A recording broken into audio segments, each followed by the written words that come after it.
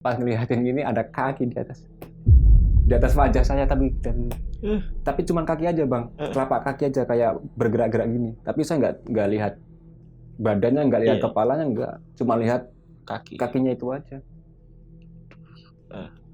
Pas itu saya mau gini aja nggak bisa, pas udah nggak bisa apa-apa itu. Saya paksa, setelah itu nggak kelihatan, saya keluar, saya pindah tidur di ruang utama, ruang tamu itu. Saya pindah tidur di situ pakai tikar, dan di situ tuh saya dengar kayak itu bang, kayu kalau ada bebannya itu, kalau kan ada bunyi krek krek krek krek gitu kan, tapi saya bunyinya itu di kamar. Kamar saya kan di ruang depan. Saya biarin aja lah, apa mungkin tikus atau apa, tapi semakin kenceng itu suaranya itu. Berarti suaranya dari atas ya, Dari atas kamar gitu ya? Iya, ada kayu kan di situ.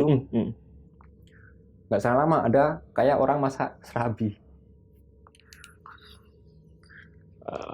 Itu kira-kira udah jam 12-an itu, jam 1-an itu. Ada seperti masak serabi. Pas saya tengok itu Alif Lagi masak. lagi berdiri aja, tapi nggak masak, cuman berdiri aja di kompor, depan kompor. Di situ saya itu jengkel atau apa, campur aduk bang di situ bang. Di situ ada sapu, lidi, ada gagangnya itu.